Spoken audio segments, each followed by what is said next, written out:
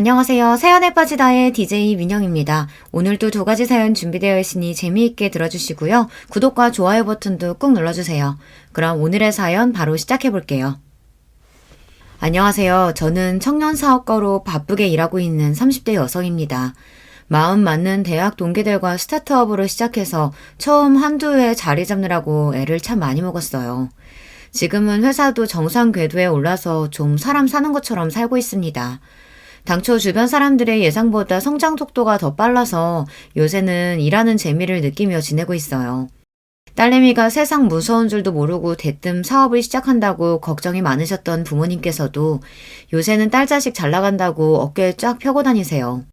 저 기죽을까봐 대놓고 말씀은 안 하셨어도 내심 혼기찬 딸 시집부터 갔으면 하셨던 걸 저도 알고 있었거든요. 덕분에 요즘은 결혼 이야기도 쏙 들어갔죠. 지금이야 결혼 생각할 겨를도 없이 제 일하느라 바삐 살고 있지만 한때는 저도 결혼이라는 인생의 중대사 앞에서 많은 고민을 해야 했습니다. 결혼은 사랑하는 사람 하나 믿고 처음 보는 인연과도 가족의 연을 맺어야 하는 일 아닙니까? 내가 선택하지도 않은 인연과 잡음 없이 잘 어우러져 지내는 게 결코 쉬운 일은 아니었습니다. 제 경우에는 특히 결혼을 했더라면 제게는 손이 형님들이 되었을 예비 동서들과의 관계가 그러했어요. 아니 우리가 뭐 알고 그랬어? 좋은 대학 나온 줄 알았으면 애초에 우리가 그런 식으로 행동을 했겠냐고. 그게 왜 꼭 우리 잘못인 건데? 정말 끝까지 뭘 잘못했는지 모르시네요. 제가 어떤 학교를 나왔는지 알든 모르든 댁들이 나한테 한 짓은 사람이 사람한테 하면 안 되는 짓이에요. 그런 것도 모르는 인간들이 제 자식이라고 제대로 키울지. 나도 당신 같은 사람들 수준에 안 맞아서 못 어울리겠네요. 처음부터 감이 좋지 않았던 예비 동서들과의 만남은 결국에는 걷잡을 수 없는 파국으로 결론을 맺게 되었습니다. 사람 마음이라는 게 다른 사람을 대할 때 조건에서 아주 자유로울 수만은 없다는 걸 알지만 그게 다른 사람을 무시하고 업신여겨도 된다는 면죄부가 될 수 있는 것은 아니지 않겠어요. 그런 점에서 저 두 인간들은 정말이지 고약한 사람들이었어요. 도대체 이게 다 어떻게 된 이야기인지 지금부터 자세한 이야기를 들려드릴게요. 시작부터 제 자랑을 하는 것 같아 좀 그렇지만 제가 잘하면서 공부를 제법 하는 편이었어요. 제가 자란 곳은 도시와는 거리가 먼 완전한 시골 마을이었거든요. 요즘도 시골에 아이들 울음소리 듣기가 여간 힘든 게 아니라지만 저 자랄 때도 한창 시골의 학교가 급격하게 줄어들던 시기였습니다. 학교 다닐 아이들이 줄어드는 판국이니 피할 수 없는 현실이었죠. 심지어 제가 나온 초등학교는 인근 읍내를 본교로 하는 시골 깡촌의 분교였어요. 당시에는 이미 전교생이 10명 남짓 한 곳이었으니 제가 자란 배경이 어떤지 이해가 좀 가시려나요? 상황이 이렇다 보니 중학교 진학을 위해서는 하루에 몇 대 마을에 들어오지도 않는 버스를 타고 20분은 좋게 나가야 했습니다. 걸어서는 거의 1시간 거리였습니다. 부모님도 밭일 하신다고 늘 바쁘셔서 학교까지 저를 태워다 주실 수 있는 날이 많지 않았기 때문에 어떻게든 버스 시간을 잘 지켜 등교를 해야 했어요. 비록 작은 시골 중학교이긴 하지만 저는 3년 내내 전교 1등 자리를 놓치지 않았습니다. 한 학년의 학생 수가 100명을 겨우 넘기는 판이었으니 서울의 강남 8학군 같은 곳과 비교할 때가 아니겠으나 그래도 부모님께서는 그런 제가 당신들의 가장 큰 자랑거리였죠. 저희 집이야 사방이 논밭인 그야말로 깡천이었으나 그래도 중학교가 위치한 곳은 읍 단위는 되었거든요. 학교 주변에 보습학원도 제법 많았습니다. 대도시만큼은 아니었어도 대한민국 교육열 높은 것은 어디 가지 않아서 저희 반 친구만 해도 학원 다니지 않은 아이가 손에 꼽힐 정도였습니다. 그 손에 꼽히는 아이들 중 하나가 바로 저였어요. 우리 민정이는 학원도 따로 안 다니면서 집에서 혼자 공부하는 거야? 학교 공부는 학교 있을 때 주로 하고 집에서는 숙제 외에는 따로 하고 있진 않아요. 정말 대단하네. 혼자서 이만큼 학업 성취도 끌어올리기가 쉽지 않았을 텐데. 우리 민정이가 확실히 공부머리가 있나 보다. 집에서 딱히 특별히 하는 게 없다는 건 거짓말은 아니었어요. 아무래도 시험 난이도 같은 것도 경쟁률이 치열한 도시 명문학교들보다야 낮은 편이었겠죠. 그리고 그때까지는 혼자서 공부를 해도 크게 어려움을 느끼지 못한 차였습니다. 선생님 말씀대로 공부하는 게 그렇게 어렵지는 않았으니 사람마다 각자 하나쯤은 타고난다는 재주가 저한테는 공부였던 게 아니었을까 싶습니다. 우리 딸 가진 것 없는 부모 밑에서 태어나 제대로 해준 것도 없는데 혼자서 이렇게 공부며 자기 일이며 똑부러지게 잘해내는 걸 보니 아빠는 우리 민정이한테 참 고맙다. 그럼 우리 민정이가 아빠 엄마 제일 가는 보물이지. 시골에서 농사 짓는 부모님 아래 크신 분들이라면 다들 아시겠지만 농사일이라는 게 여간 힘든 일이 아니거든요. 1년 365일 단 하루도 마음 놓고 쉴 수 있는 휴일이 있는 것도 아니고 고된 노동이 정말이지 끝도 없이 이어지죠. 그렇게 몸부셔서라 일하면서도 항상 좋은 결과만을 보장받을 수도 없었습니다. 태풍이라도 한번 세게 불면 된설이라도 맞으면 그해 농작물들을 망치기 일쑤였죠. 오죽하면 풍년은 하늘이 내리는 거라고도 하잖아요. 자연 앞에서 무력한 인간의 존재를 느끼기에 더없이 그만인 일이 아마 농사가 아닐까 싶습니다. 그리 힘든 일을 하시는 분이시니 부모님 두 분 지친 얼굴을 보며 자라는 것이 일상이었어요. 그런 부모님 얼굴에 환한 미소를 짓게 해드릴 수 있는 일인데 공부 잘하는 게 저한테도 자랑이 아닐 수가 없었죠. 워낙 저희 부모님도 자랑거리라고는 공부 잘하는 자식놈 하나뿐이셨을 테니 동네방네 자랑을 하고 다니신 탓에 제가 사는 시골 마을에서 제가 공부 잘하는 걸 모르시는 분이 없으셨습니다. 당시에 저희 부모님도 시골에서 농사 지으시는 분들치고는 젊으신 축에 속하셨으니 소녀 같은 아이가 인근 읍내에서도 가장 공부 잘한다는 게 동네 자랑이 되었습니다. 그렇게 이 집 저 집 기특하다며 옥수수며 고구마며 간식도 잔뜩 얻어먹고 동네 어르신들 사랑 듬뿍 받으며 자랐어요. 어른들 사랑은 잔뜩 받고 자랐지만 안타깝게도 또래 친구들한테는 시기의 대상이 되는 경우가 많았습니다. 아무래도 부모님들 중에서 쟤는 학원 한 번 안 보내줬는데도 전교 1등 하는데 너는 이렇게 뒷바라지 해줘도 왜 이렇게밖에 못하느냐며 타박하시는 분들이 계셨나 봐요. 그 나이 또래 아이들이 제일 싫어하는 게 다른 아이랑 비교당하는 건데 그 애들도 상처가 많았겠죠. 결국 그 원망의 화살이 제게 돌아오는 일이 그리 드물지 않았습니다. 쟤 학원 안 다닌다고 하면서 뒤로는 과외라도 받고 있는 거 아니야? 자기는 뭐가 그렇게 잘났다고 학원도 안 다니고 성적이 저렇게 잘 나오겠어. 그러니까 너 평소에 공부 어떻게 하냐고 해도 학교에서 수업 받는 거 말고 별로 하는 거 없다고 거짓말이나 하고 우리는 뭐 학교 수업 안 듣나? 지만 따로 좋은 거 하면서 자기는 노력 안 해도 머리 좋아서 공부 잘한다 뭐 이런 소리 듣고 싶어서 아무것도 안 하는 척 하는 거 아니야? 지금도 제가 그다지 사교적인 성격은 아닙니다만 어릴 때는 정말 수줍음이 많은 편이었거든요. 친구도 정말 마음이 잘 맞는 저와 비슷하게 조용한 친구 몇몇이 전부였기에 저에 대해 오해하는 친구들도 많았어요.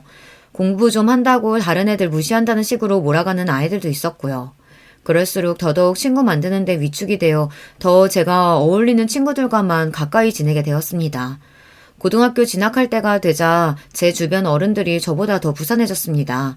특히나 학교 선생님들께서 저를 가만두지 않으셨어요. 그동안 학교에 호출될 일이 거의 없으셨던 저희 부모님도 학부모 연담을 빙자하여 자주 학교로 불려나오시게 되었습니다. 아버님, 어머님, 많이 부담스러우실 줄은 알지만 앞으로 민정이 장래가 달린 문제입니다. 제가 보기엔 민정이는 조금만 주변에서 도와주면 정말 좋은 결과 낼 수 있는 아이예요.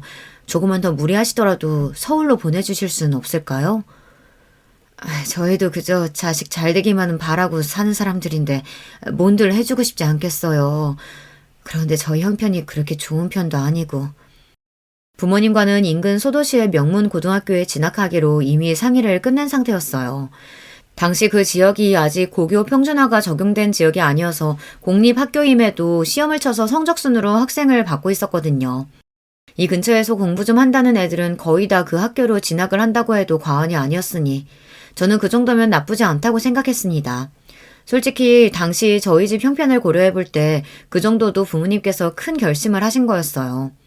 차로 저희 집에서 1시간 이상 떨어진 곳이었어서 무조건 성적 우수 학생으로 선발되어 기숙사에 들어가야 했지만 솔직히 제 성적으로는 무리가 없다고 생각했습니다.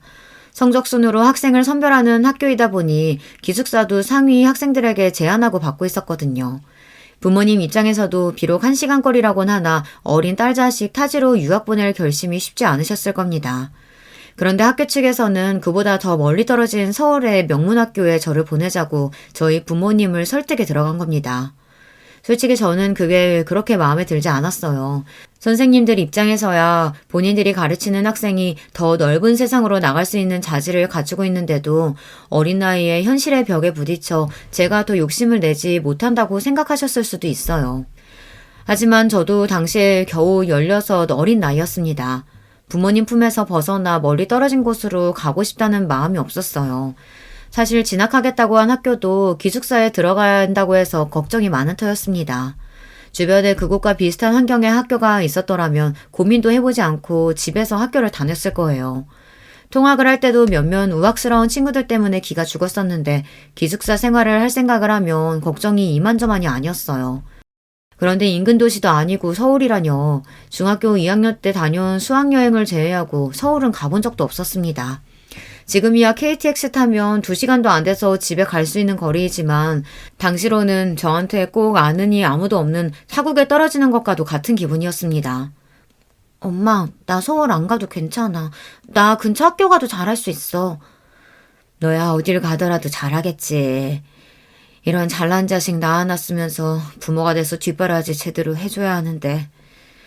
자꾸 부모님들이 당신들 탓을 하시는 것도 보기 싫었어요.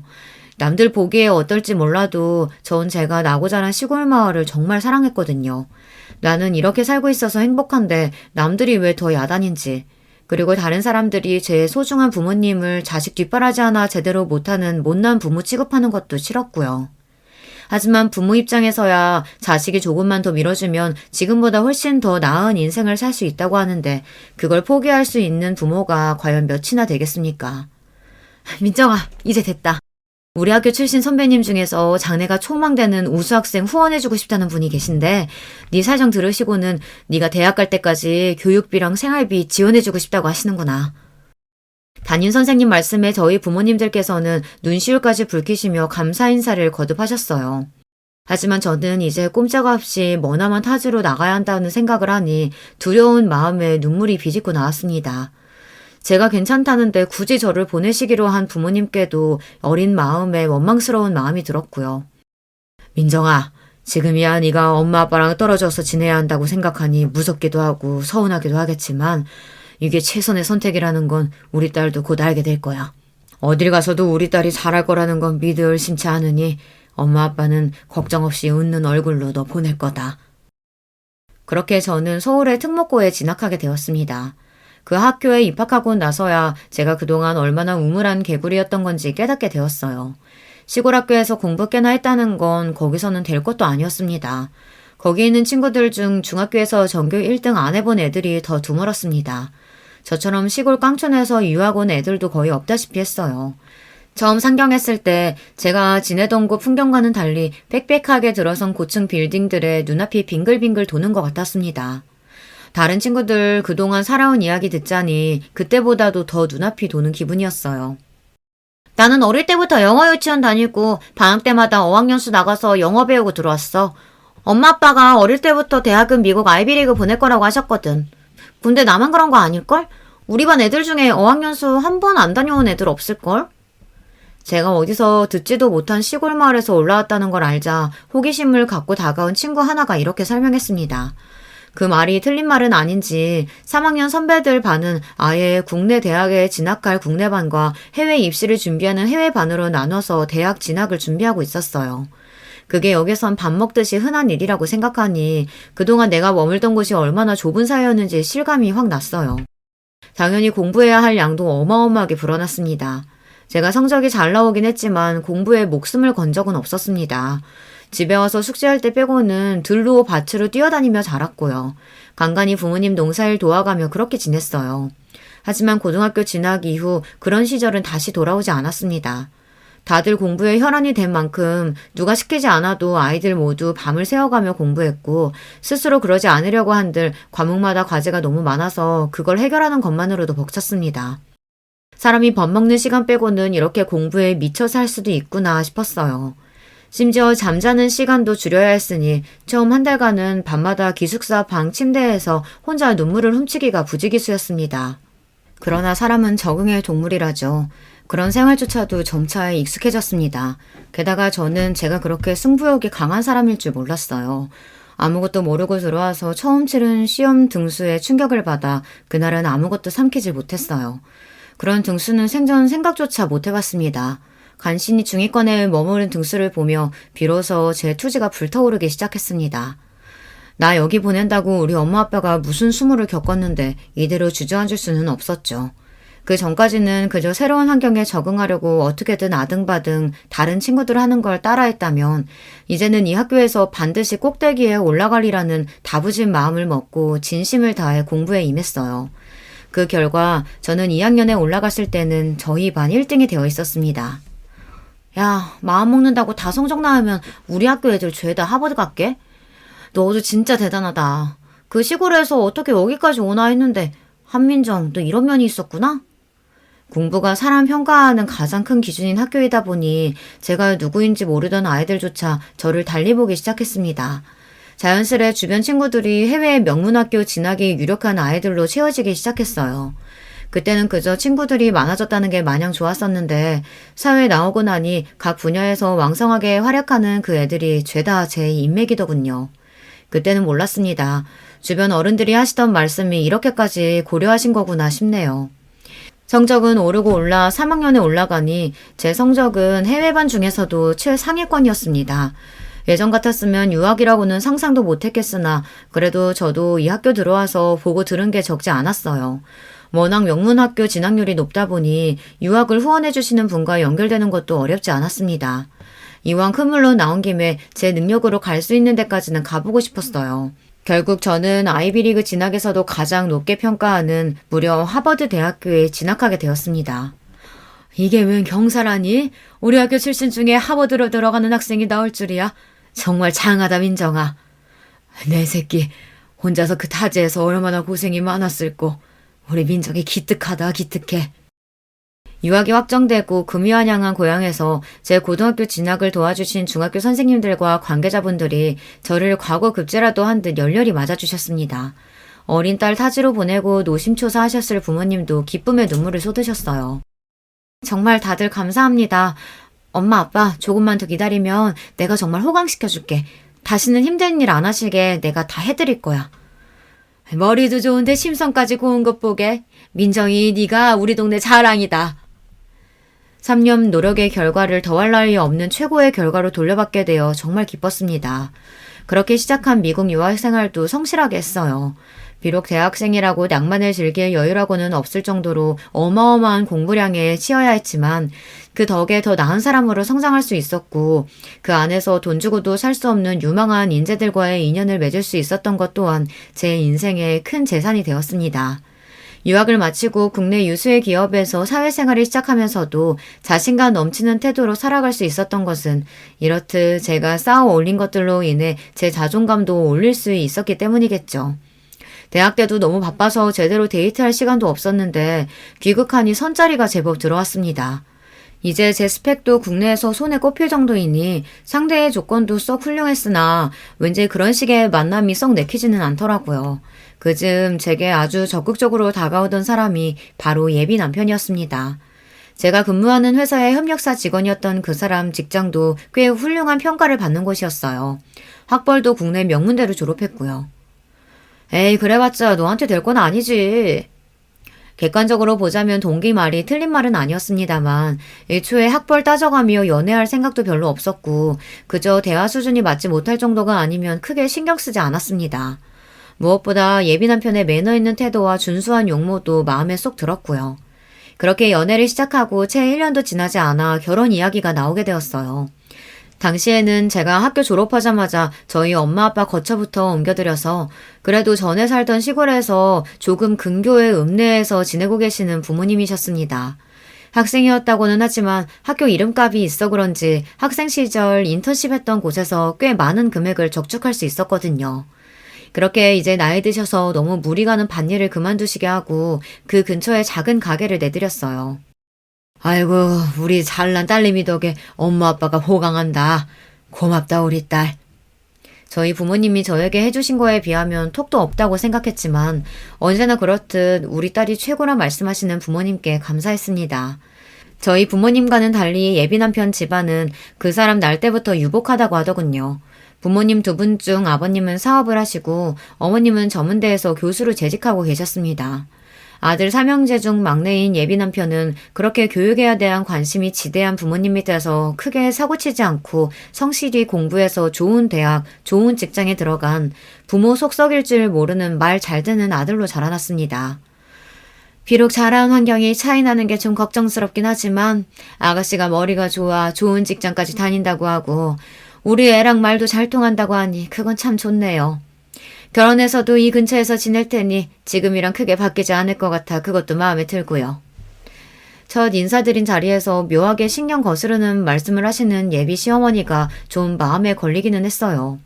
하지만 어쨌든 저를 좋게 보셨는지 그 이후로는 제게 상냥하게 대해주셔서 그러려니 했습니다. 원래 시어머니 자리라는 게 며느리 마음에 쏙 들기가 더 어렵다고 하던데 이만하면 불평할 정도는 아니겠지 싶기도 했고요. 저보다는 막상 저희 부모님께서 걱정이 많으셨습니다. 양가 상견례를 앞두고 수심이 깊은 얼굴을 하신 부모님께서 이렇게 말씀하시더라고요. 우리 딸내미야 세상 어딜 내놔도 꿀릴 것 없는 잘난 자식인데 정작 아빠가 이렇게 시골 사람 티 줄줄 나는 촌부라서 우리 딸한테 도움은커녕 괜히 책 잡힐까 걱정이다. 무슨 소리야. 아빠가 어디가 어때서. 너야 효자니까 그렇게 말하지만 사실 엄마 아빠가 뭐 내세울 게 있는 사람도 아니고 그저 자식 잘난 거 하나 자랑 삼아 살아온 사람들인데 장서방 부모님 되시는 분들은 사업도 크게 하시고 사부인 되실 분은 교수시라며 그런 분들한테 우리가 어디 성에 차겠어? 네가 워낙 잘났으니 받아주셨겠지. 자꾸 속상한 소리 할 거야? 그렇게 따지면 엄마 아빠는 이렇게 잘난 딸 키워낸 대단한 사람들인데 꿀릴 거 하나도 없으니까 그런 소리 하지 마. 그렇게 단단히 다짐을 받아두었지만 항상 딸 자식 앞길에 당신들께서 걸림돌이 되지는 않을까 노심초사하시는 분들이시니 상견례를 앞두고 위축이 많이 되셨을 거예요. 설마 그럴 일은 없겠지만 혹여나 우리 부모님 기죽이는 말 한마디만 해도 가만히 있지 않으리라 저도 마음을 굳게 먹었습니다. 결혼을 엎으면 엎었지 평생 딸 자식 하나 바라보면서 최선을 다해 사신 부모님한테 상처 주는 일을 할 생각은 추워도 없었습니다. 남자야 새로 만나면 그만이지만 부모님은 저한테 유일하신 분들이 아니겠습니까? 걱정했던 바와는 달리 상견례 자리에서 예비 시부모님과 저희 부모님 간에 그런 문제의 조짐은 보이지 않았습니다. 사회 지도층답게 우아하고 기품 있는 태도로 저희 부모님을 정중히 대해주시는 예비 시부모님 모습에 저 역시 만족스러웠고요. 오히려 제 신경을 거스른 부분은 따로 있었습니다. 안녕하십니까. 한민정이 아비 되는 사람입니다. 안녕하세요. 민정이 엄마예요. 반갑습니다. 사돈 사부인. 멀리까지 오시느라 고생 많으셨죠? 화기애애하게 첫인사를 주고받는 부모님과 예비 시부모님과 달리 저희 부모님 행색을 한번 쓱 훑더니 예비 동서 둘이서 지들끼리 작게 속삭이더라고요. 순간이긴 했지만 둘째 동서라는 여자가 키득거리는 꼴도 분명히 봤습니다. 저희 부모님이 지금은 농사일을 관두셨지만 거의 일평생 농사를 지으셨다 보니 보통 사람보다 피부가 좀 많이 타셨어요. 딸 자식 사돈 될 분들한테 시골 촌뜨기로 보이면 안 된다고 평생 옷에 돈 쓸 줄 모르시는 분들이 좋은 옷도 입으시고 어머니는 아버지까지 닥달해서 며칠 피부 관리까지 빡세게 받으실 정도로 신경을 많이 쓰셨습니다. 그렇더라도 평생을 안고 사신 노동의 흔적이 하루아침에 사라지진 않았겠죠. 두 분 다 시골에서 농사 짓던 분처럼 보이기는 했을 거예요. 하지만 그렇다고 그게 예비동서 될 사람 상견례 나온 자리에서 저들끼리 저렇게 예의를 밥 말아먹은 듯 쪼갤 일입니까? 이 자리는 예비 시부모님과 저희 부모님께서 처음 만나는 자리이기도 했지만 예비 아주버님과 예비 동서들과 제가 처음 만나는 자리이기도 했어요. 다들 일이 바쁘다 보니 상견례 전에 따로 시간을 내지 못해 이 자리에서 한꺼번에 해결하게 된 거죠. 한마디로 그 둘의 첫인상은 정말 형편없었습니다. 내 부모 업신여기는 티를 저리 내는 인간들을 무슨 수로 좋게 볼 수 있었겠습니까? 이건 나중에라도 반드시 짚고 넘어가야겠다고 분한 마음을 간신히 억눌렀습니다. 정작 예비 시부모님과 저희 부모님은 좋은 분위기 속에 얘기를 잘 나누셨으나 그 마음은 그 자리가 파할 때까지 전혀 풀리지 않았어요. 다들 돌아가고 예비 남편과 둘만 남자 저는 계속 참았던 화를 폭발하고 말았습니다. 자기 형수라는 사람들 도대체 어떻게 그렇게 예의가 없어? 모르는 사람이라고 해도 무례할 판에 나랑 우리 부모님 처음 보면서 사람을 그딴 식으로 쳐다보고 쑥덕거려? 저들은 뭐 얼마나 잘났다고. 형수님들이? 설마 자기가 잘못 본 거 아니야? 지금 누굴 바보로 봐? 그럼 가만히 있는데 허공 보고 비웃기라도 했다는 거야? 제가 그렇게 화를 내는데도 일단 자기 형수들부터 감싸는 예비 남편의 우라통이 터졌습니다. 전에 없이 화를 내며 날뛰는 제 모습에 실수했다 싶었는지 뒤늦게 예비 남편이 이 사태를 수습해보겠다고 용을 썼습니다. 우리 형수님들이 두 분 다 평생 도시에서만 자라서 시골에서 농사 지으신 분들 뵐 기회가 없어서 그랬나 봐. 자기가 기분 많이 나빴겠다. 무슨 외국인 처음 보는 어린애도 아니고 나이 먹을 만큼 먹어서는 사람 앞에 두고 도대체 무슨 그따위 태도가 있어? 나 다른 거 몰라도 내 부모님 함부로 대하는 건 그 누가 와도 못 참아줘. 기석 씨도 예외도 아니고 그 형수라는 여자들은 더더욱 아니야. 그럼. 내가 다시는 그러지 마시라고 단단히 주의 드릴게. 화 풀어 자기야. 난 분명히 말했어. 2번은 없어. 정말 한 번만 더 그렇게 싹수 없이 굴었다간 이 결혼 당장에 엎을 생각이었습니다.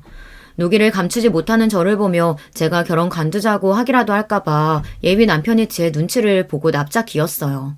정말 제 형수들 하는 꼴 못 보고 저러는 건지 보고도 일 크게 만들기 싫어 모른 척하는 건진 몰라도 예비 남편까지 꼴 보기 싫더라고요. 그날 그렇게 안 좋은 기분으로 헤어지고 집으로 돌아왔습니다. 오랜만에 서울 올라오신 김에 맛있는 거 사드리고 좋은 구경 시켜드리고 싶어 부모님을 집으로 모셨거든요. 상견례 감상이 나쁘지 않으셨는지 두 분 다 표정이 좋으신데 괜히 저 때문에 겪지 않으셔도 될 일을 겪게 해드린 것 같아 죄송스러웠습니다. 사돈 내외도 그렇지만 정서방 형제들도 그렇고 형수 되시는 분들도 그렇고 어쩜 다들 그렇게 귀티가 나고 사람들이 세련되던지 우리 딸이 그런 집에 시집 간다고 생각하니까 아빠가 마음이 너무 뿌듯하더라. 그러게 말이야. 우리 딸도 저리 좋은 집에서 태어났으면 지금보다 더 빛났을 텐데. 하긴 우리 딸은 지금도 빛나지만 신이 나서 말씀하시는 것처럼 그 인간들 속도 그렇게 귀티나는 인간들이었으면 좋으련만 시작부터 사람 겉모습 보고 판단하는 것도 모자라 그걸 숨기지도 못하고 차별하는 꼴을 딱 걸린 판에 그 둘을 좋아하게 되는 일은 요연해 보였습니다. 사람이 작은 부분에서 인성이 보이는 법이라고 하지 않습니까? 어차피 그 둘과 가깝게 지낼 생각은 애초부터 싹 사라졌고 그저 서로 갈등이 생기지 않을 정도로 거리 두는 사이로 지내야겠다고 속으로 마음 정리를 마쳤습니다. 예비 시어머니 말 맞다나 예비 남편이나 저나 서울에 살면서 일하고 있고 예비 시댁 식구들 전부 서울에서 거주하다 보니 결혼 준비하면서도 그쪽 식구들 얼굴 볼 일이 종종 생겼습니다. 특히 이제 곧 동서지간이 될 텐데 얼굴이나 익혀둬야 하지 않겠냐며 예비 동서들이 저를 불러내는 일도 있었어요. 워낙 좋게 감정이 시작된 게 아니니 가급적이면 그 둘만 만나는 일은 피하고 싶었으나 좋든 싫든 곧 가족으로 엮이게 될 텐데 마냥 피할 수도 없는 일이었죠. 듣자 하니 저번 상견례 때 동서가 오해가 좀 있었던 것 같은데 설마 우리가 사돈 되실 분들한테 그럴 리가 있겠어? 혹시나 마음 상한 거 있었으면 풀어 동서. 오해는 무슨 말 같지도 않은 소리를 하는 꼴에 콧방귀라도 끼고 싶었으나 한 번은 참아주기로 했어요. 네, 설마 그렇게 경우 없는 짓을 하실 리가 있겠어요. 뭘 모르는 어린애도 안 할 짓인데요. 제 말에 동시에 둘 표정이 떨떠름해졌습니다만 뭐 제 알바인가요. 분위기를 풀어보겠다고 둘째 동서가 다급하게 말을 꺼냈습니다. 그 시골에서 올라와서 대도시 생활 적응하느라 고생 많았을 텐데 앞으로 우리가 많이 도와줄게. 동서지간 좋다는 게 뭐겠어. 상경한 지 10년이 넘었는데요, 뭐. 저도 여기서 밥 벌어먹고 사는 사람인데 걱정해 주셔서 감사합니다. 대도시 생활 적응이니 뭐니 아무래도 제가 시골 출신이라는 소리를 듣고 기 좀 죽일 심산이었나 본데 제가 미국 가서 대학 생활까지 한 사람인데 듣고 있으니 실수밖에 안 나오는 얘기이지 않습니까? 저것들은 둘 다 바보인가 싶었어요. 이런 걸로 차별적인 발언을 하고 싶지는 않았으나 둘 다 국내에서 대학 나온 걸로 알고 있는데 도대체 뭘 믿고 나한테 저렇게 되도 않는 척을 하려고 드는 건지 도통 이해가 되질 않았습니다. 우리 둘은 결혼 전부터 서로 알고 지내는 사이다 보니 뒤늦게 우리 집 식구 되면서 막내 동서로 들어오게 될 동서가 걱정이 많을 거 알아. 우리도 손이 사람으로서 본을 보일 테니까 동서도 잘 따라줬으면 좋겠어. 한마디로 제가 기싸움에서 져줄 생각이 전혀 없어 보이니 서열로라도 찍어 눌러보겠다는 소리였습니다. 본을 보이긴 애초부터 바닥 다 보인 마당에 뭐 가르칠 게 있다고요. 거기에 예 그러십시오 해줄 생각은 눈콧만큼도 없었기에 일부러 말을 돌렸습니다. 두 분은 원래부터 인연이 있으셨나 봐요. 우리가 같은 학교 동문이거든. 내가 이화여대 2회 선배고 우리 둘째 동서가 내 후배야. 굳이 묻지도 않은 출신 학교를 밝히는 두 사람 얼굴에 자부심이 줄줄 흘러넘쳤습니다. 제 동문 중에 자랑하기를 특히 좋아하던 사람들 얼굴에서 흔히 볼 수 있었던 표정을 여기서 보게 될 줄은 몰랐네요. 이화여대 참 좋은 학교죠. 국내에서 손꼽히는 명문 여대라는 거 잘 알고 있습니다. 하지만 그렇게 학벌 따지는 사람들이라면 제 앞에서 저렇게 물색 없이 잘난 척을 할 것 같진 않은데 좀 의아했습니다. 이대 나왔다는 걸 자랑스러워하는 게 이상하다는 소리가 아니라 이대에 나온 걸 자랑으로 생각하는 부류의 사람이라면 하버드 나온 제 앞에서 굳이 학벌로 자랑하려고 들지는 않을 것 같았거든요.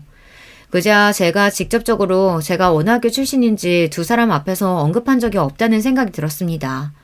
상견례 자리에서도 당연히 예비 남편이 식구들에게 이미 말했겠거니 생각했지 제 입으로 어느 학교를 나왔느니 떠들어댄 적은 없었습니다. 사실 그러기도 참 이상한 일 아닙니까? 밥 먹다 말고 갑자기 제가 하버드대 나왔어요. 뜬금없이 말하는 것도 우습잖아요. 그러고 나서 예비 남편을 만나고는 내내 의문이었던 점에 대해 물어보았습니다.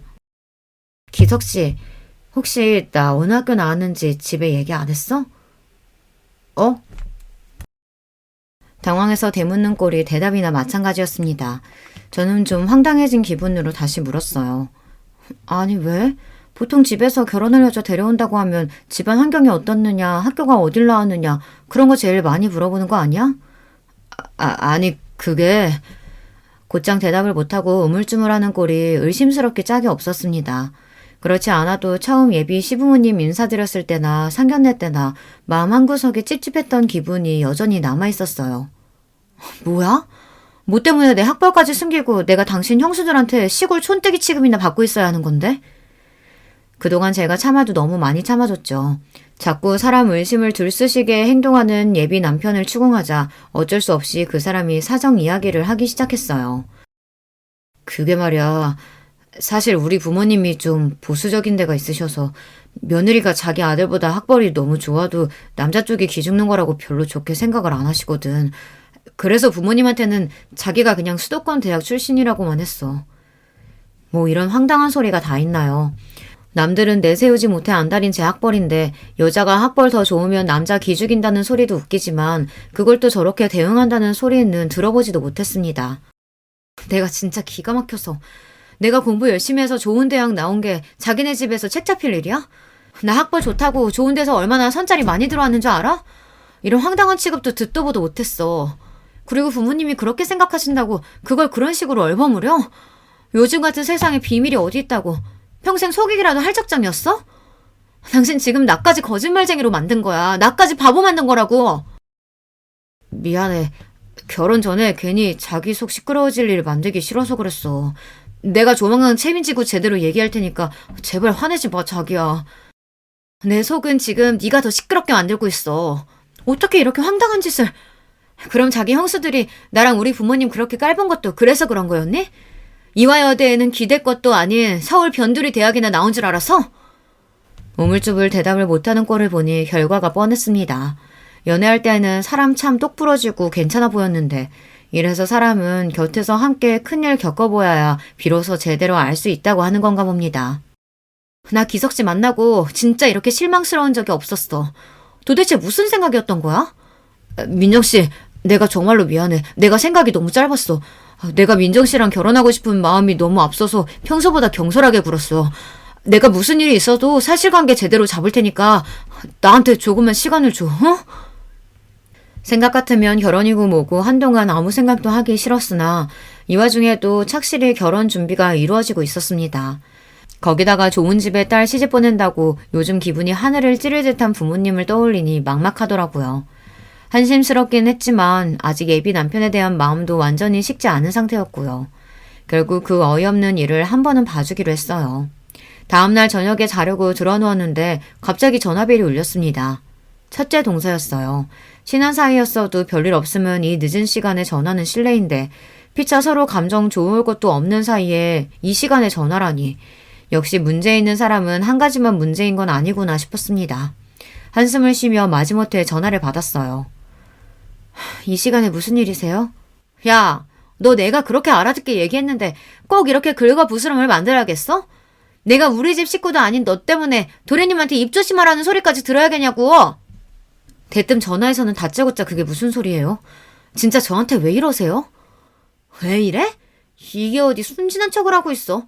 네가 시골 깡촌에서 자란 촌년이라 촌년 취급한 거 가지고 도련님 닭달에서 어디 손이 동서들 말을 조심하라고 건방을 떨고 있어?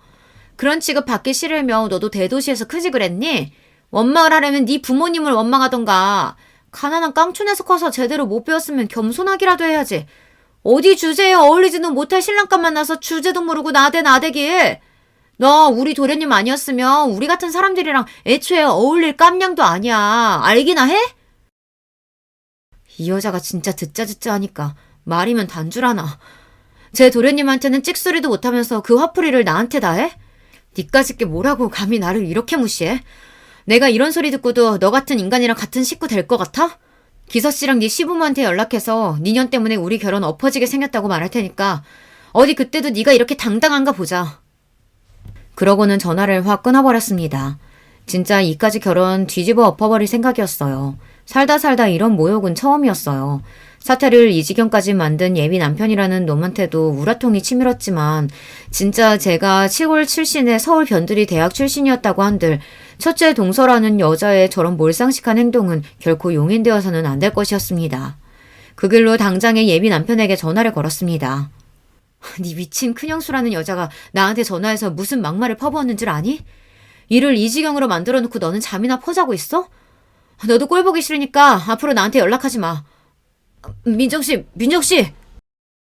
그러고 정말로 며칠간 그 사람 연락을 깡그리 무시해버렸습니다.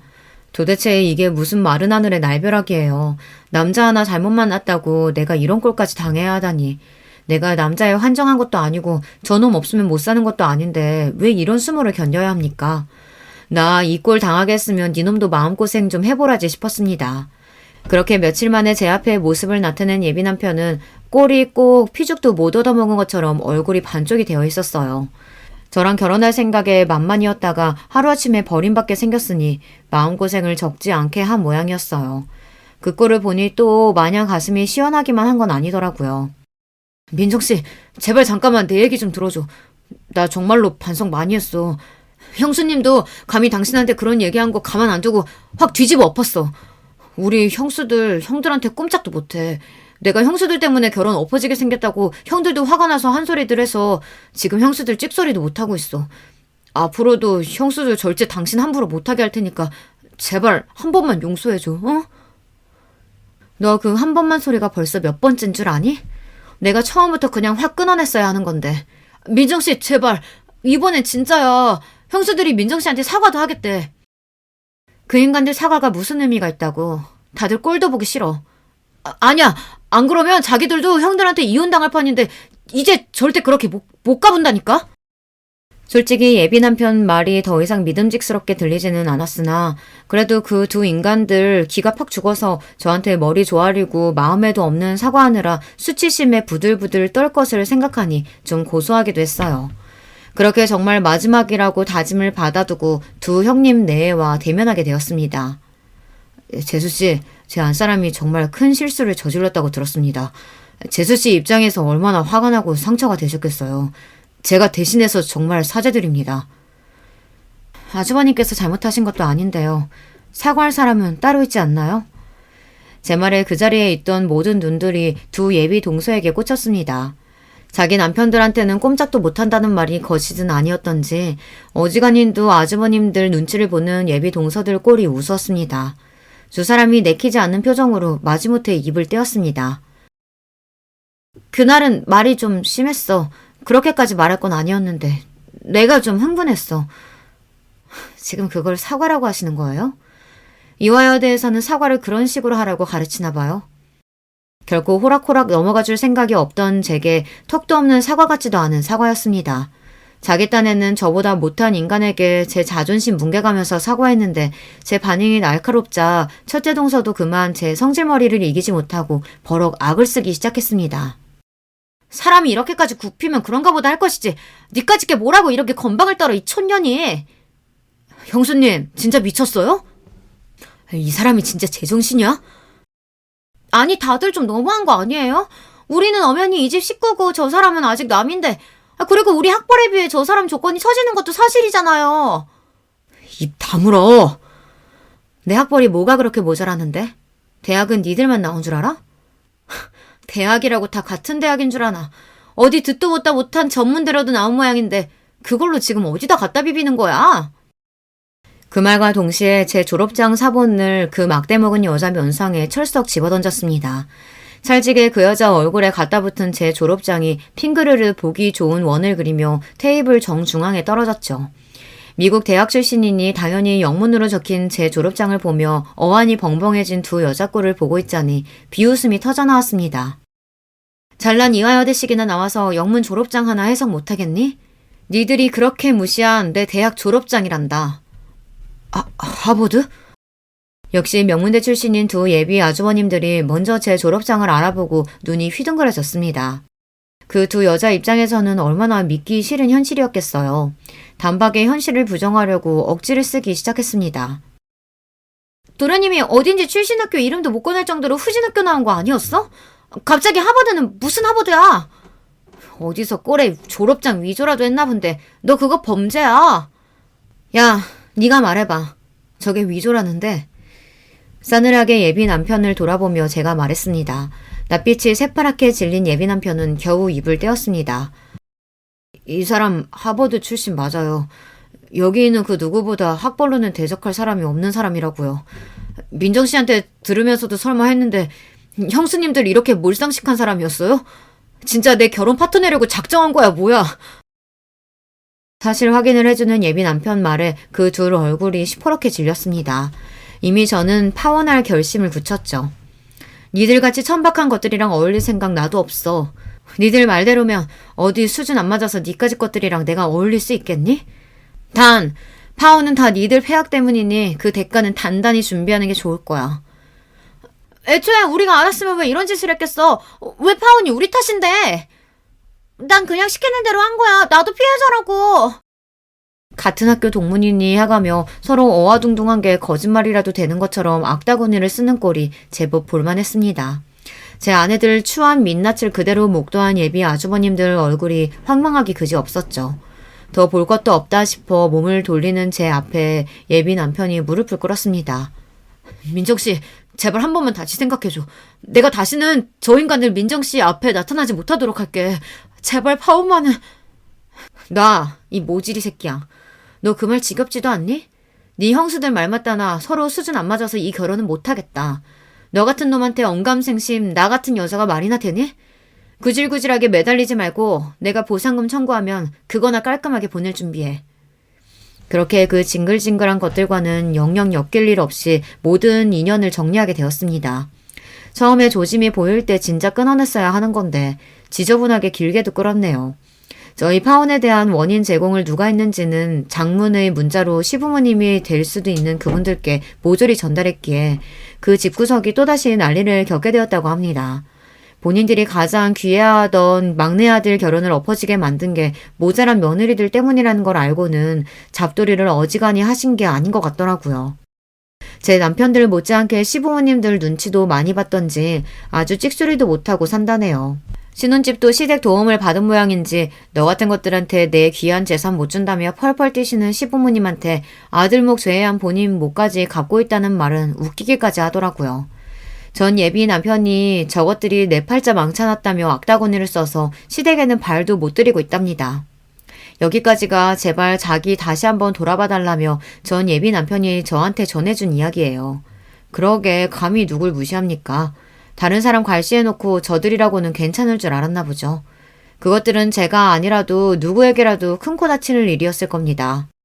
파혼에 대한 소문이 아주 웃기게 나서 전 예비 남편 또한 뒤에서 웃음거리가 되었어요. 네 집구석 때문에 파혼하는 마당에 결혼 준비하느라 깨진 돈 제대로 안 보내면 아주 얼굴도 못 들게 다니게 해주겠다는 제 반협박에 위로금도 심심치 않게 뜯어냈습니다. 협력 사기는 해도 저희 회사가 갑이고 제가 관리직급이다 보니 저쪽 회사도 알아서 기더라고요. 저는 그놈을 업무적으로도 볼 일이 없었습니다. 앞서 말씀드렸다시피 지금은 하버드 동문들과 창업한 회사가 크게 성공을 거두어 파혼한 아픔 따위는 생각할 겨를도 없이 바쁜 나날을 보내고 있어요. 오히려 그때 그렇게 코 깨어 결혼하지 않은 게 천운이다 싶습니다. 결혼이 뭐 대수인가요? 제 인생 잘 살고 있으면 그게 제일이죠. 제 파혼 이야기는 여기까지예요. 황당하지만 늦게나마 발 빼고 잘 살고 있으니 제 걱정은 마시고 다들 좋은 하루 보내시길 바래요. 안녕하세요. 코로나가 한창일 때부터 제가 사연에 빠지다를 듣기 시작했는데 지금은 어느새 열혈팬이 되어버렸네요. 저는 어렸을 때부터 집에서 차별을 엄청나게 받고 큰 사람입니다. 딸이라고 장녀라고 모든 책임감을 다 져야 했으며 차별을 당연시해야만 했어요. 저는 동생만 둘인데요. 남동생은 남자랍시고 어렸을 때부터 집안의 기둥 대들보였습니다. 시집 온 뒤로 마음고생하며 친정엄마가 지내고 계셨을 때 딸인 제가 태어나서 더욱 속상해하셨었고 그걸 만회시켜준 존재가 남동생이었던 거예요. 저는 참 억울하게도 외모가 친탁을 했습니다. 친정 아버지를 많이 닮았으면 차라리 나은데 친할머니하고 정말 비슷한 인상이에요. 친정엄마께서는 그렇기에 더더욱 저에게 정이 안 간다고 하셨죠. 너는 암만 내 배로 직접 낳았어도 나하고 닮은 구석이 하나도 없어서 그런가? 아니면 내가 너무 싫어하는 그 얼굴을 닮아서 그런가? 정을 줄래야 줄 수가 없어. 하여간 표정도 음침해가지고 애가 애답지도 않고 보는 사람을 아주 우울하게 만든다니깐. 어린 딸에게 친정엄마가 하셨던 말씀 지금 생각해도 너무 서럽네요. 저는 타고난 성정이 차분하고 조용한 편이었어요. 그런데다가 하도 차별을 받고 구박을 받으니까 집에서 기가 죽어서 의기소침해졌죠. 이런 저와는 다르게 막내인 여동생은 원체 애교가 있는 성격이었습니다. 그리고 생긴 것도 외탁을 한 편이었어요. 여동생은 어렸을 때 잔병 치레를 했는데 당시 집이 너무 가난했던 탓에 제대로 못 돌봐줬습니다. 그래서 친정 부모님의 아픈 손가락이 되어버렸어요. 남동생은 귀한 손가락, 여동생은 아픈 손가락, 그리고 저는 그냥 손에 달려있는 손가락이었죠. 제가 성장기 때 항상 친정 엄마께 들었던 소리가 동생들에게 양보해야지 라는 것이었습니다. 저는 속으로 생각했었죠. 늘 양보하며 살았는데 도대체 뭘 더 어떻게 양보하란 것인가. 친정 부모님께서는 맞벌이를 하셨는데 온갖 집안일이며 동생들 챙기는 것까지 제가 전담하였습니다. 친정엄마의 일자리가 불규칙적이었기 때문에 가끔은 며칠 이상 일을 안 나가실 때도 있었지만 그런 날에도 온갖 잡일을 저의 몫이었습니다. 밥도 설거지도 빨래도 각종 집안 청소도 동생들 숙제 봐주는 것도 철저히 저희 일이었던 것이죠.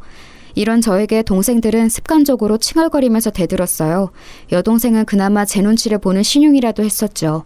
남동생은 머리가 서서히 크면서 치사하게 굴기 시작했습니다. 누나, 자꾸 나한테 잔소리하면 엄마한테 이른다. 엄마한테 일러서 누나 혼내주라고 한다. 누나, 혼나고 싶어? 지금 생각해도 정말 얄미운 모습이었네요. 슬펐던 건 남동생이 그렇게 나오면 제가 할 말이 없어진다는 것이었어요. 친정엄마가 남동생의 편을 들리라는 것이 자명했으니까요. 하지만 저도 아직 어렸던 때였기에 어느 날은 저도 울컥해서 남동생에게 맞받아쳤습니다. 이를테면 일러 보라면서 남동생의 얄미운 머리통에 꿀밤을 세게 먹였었죠. 그리고 그날 늦은 밤 상황을 알게 되신 친정엄마께 저는 냄비로 맞았습니다. 냄비로 맞다가 국자로도 맞다가 쟁반으로도 맞았었네요. 엄마, 왜 저한테만 이러세요? 왜 저만 때리시냐고요? 그리고 상황이 어땠는지 왜 저한테는 안 물어보세요? 들어보시지도 않고 이러시는 거잖아요. 제 의견은 의견도 아니에요? 넌 입이 있어도 없는 거야. 의견 같은 소리 좋아하네. 확 그냥 쟁반으로 쳐 주둥이를 터뜨려 버릴까 보다. 맞은 것보다 그런 소리를 들었던 게 더 아팠어요. 몸보다 마음이 아팠습니다.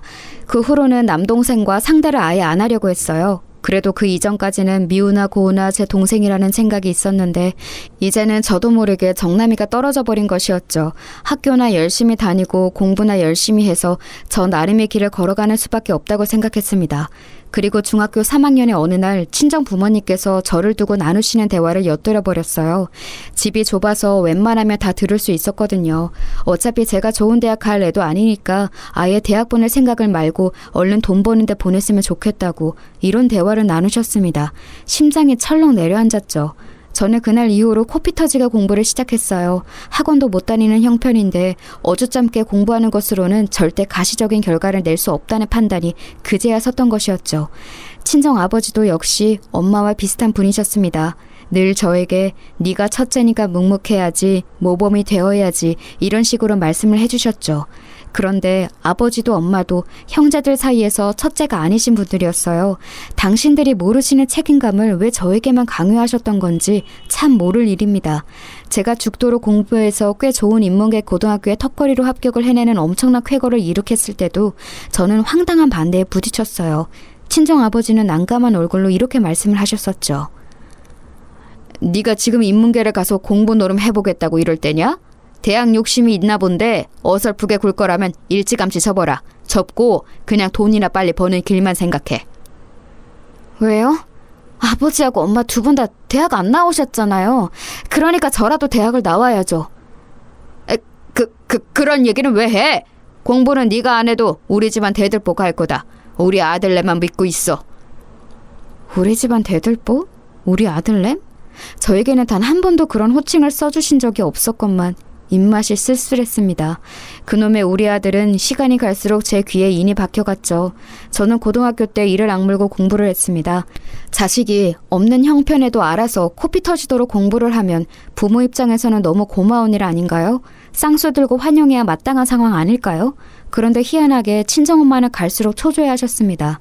처음에는 제가 인문계 고등학교에서 난다긴다 하는 애들에게 눌려서 성적을 다 망칠 것이라 전망하시고는 저를 비웃으셨지만 끈기를 잃지 않은 제가 점차 성적을 잘 내기 시작하자 반응이 달라지셨던 거예요.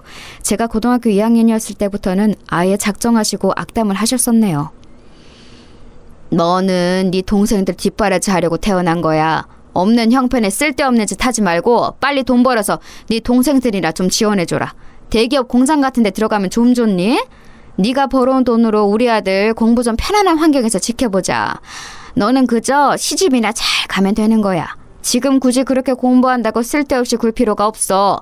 여자는 어차피 출가 외인인데 네가 결혼 전에 가족한테 헌신하지 않으면 언제 또 장녀로서 헌신할 수가 있겠니? 집안일 잘하고 동생들 잘 돌봤다고 하면 점수 잘 따서 괜찮은 곳에서 너를 며느리로 맞아줄 수도 있겠지. 이런 쉬운 길 두고 왜 멀리 돌아가? 그쯤 되니까 저는 친정엄마를 상대하는 것이 제 손해라는 것을 알았어요. 그래서 여자는 오로지 시집 가는 것만이 종착지인가요? 라는 질문을 속으로만 감췄습니다. 겉으로는 대충 고개만 끄덕거려 드렸죠. 저의 건조한 반응에 친정엄마는 분통을 터뜨리셨고요. 정말 저는 이해할 수 없었습니다. 헌신적인 장녀로 살고 싶다고 말을 한 적 없었고 결혼 잘하는 게 목표라는 말은 더더욱 한 적이 없었는데 왜 저를 멋대로 재단하고 인생을 설계하시는 건지 그저 답답할 따름이었네요. 저는 이런 상황들을 다 이겨내고 대학 입학 시험에서 좋은 성적을 거두었습니다. 그랬건만 집에서는 먹고 죽을래도 돈 없으니까 대학 갈 돈은 지원 못 해주겠다고 그랬어요. 담임 선생님께서 기가 막혀 하셨죠. 이런 상황이면 빚을 내서라도 자식 대학부터 보내주는 게 맞는 건데 어떻게 부모가 그럴 수 있냐면서 착잡해 하셨고 저는 너무 부끄러웠습니다. 학교의 선생님들께서 나라에서 지원받을 수 있는 방법들을 알아봐 주셔서 저는 간신히 대학에 등록할 수 있었어요. 눈물나게 감사했고 신기했습니다. 아는 만큼 보인다는 말이 뭔지 실감도 되었고요. 나라의 도움을 요청해 볼 생각조차 못했었는데 알지 못하기 때문에 누리지 못했던 것들이 많을 거라는 생각이 들었습니다. 졸업 전에 담임 선생님께서 저에게 해주셨던 말씀이 무척 인상 깊었습니다. 집에서는 내가 교사가 되는 걸 예전에 무척 반대하셨어. 지원도 안 해줄 거라고 엄포를 놨는데 나는 꿋꿋하게 교사의 길을 걸었지. 그리고 후회는 없어. 내가 하고 싶은 걸 해냈으니까. 너는 이제 20살이야. 그거 아니? 너는 이제 2번 다시는 네 평생에 19살로 돌아가지 못한다. 인생의 모든 순간은 그 순간이 마지막 순간이야. 시계바늘을 뒤로 돌릴 수 있지만 그렇다고 시간이 뒤로 가는 건 아니지. 지난 날을 후회한다고 한들 그 과거로 돌아갈 수 없어. 후회를 최소한으로 남기고 싶으면 네가 하고 싶은 것을 해야 돼. 선생님, 그런데요. 저는 가족들이 예뻐하는 사람도 아니고 친구도 많지 않고 가진 것도 없어요. 꿋꿋하게 살아가기가 솔직히 자신 없고 겁도 나요. 세상이 앞으로 제가 외톨이인 걸 눈치채고서 저를 무시할 것만 같아요.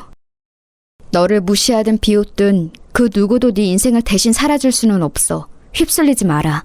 너는 네 인생을 오롯이 살아가면 돼. 최선을 다해서 너 자신에게 부끄럽지만 않게 살면 후회는 없이 살 수 있을 거야. 와, 그 순간에 깨달음이 들더라고요. 저는 아무것도 가진 게 없다고 생각하며 살아왔지만 제가 처음부터 가지고 있는 게 있었습니다. 인생, 저의 인생이요. 친정 부모님의 방해 공작에도 불구하고 제가 대학 입학을 이뤄냈듯이 제가 하나둘 원하는 대로 발자취를 남겨가는 제 인생, 저만의 것이었습니다. 저는 들러리나 엑스트라가 아니라 제 인생에서는 주인공이었던 거예요. 담임 선생님을 통해 저는 살면서 어른다운 어른을 만나는 게 얼마나 중요한지를 느낄 수 있었어요. 감사한 어른을 만났기 때문에 용기를 내어서 대학 생활을 멋지게 해보기로 했습니다. 친정 부모님께서는 저를 괘씸해 하셨어요. 명문대에 들어가면 뭘 하냐면서 부모의 최종 허락도 받지 않고 멋대로 대학 등록을 해버린 건 천하의 불효라고 욕을 하셨죠. 저에게 짐 싸서 집을 나가라고 하셨습니다. 저는 정말로 제 가방을 싸서 집을 나섰어요. 팩이 넘치게 짐가방 들고 나갔는데 얼마 못 가서 길바닥에서 엉엉 울었었네요. 너무 서러워서 지나가던 사람들이 보든 말든 그냥 막 울었습니다. 하지만 돌아가고 싶지는 않아서 학교 근처에 하숙집을 구했어요. 제가 청소를 다 할 테니까 하숙비를 깎아달라는 간청을 다 하고 다녔는데 딱 한 곳에서 저를 받아주었습니다. 정말 마음씨 좋은 노부부께서 운영하고 계신 곳이었고 저는 또 좋은 어른을 만난 덕분에 힘을 얻을 수 있었어요.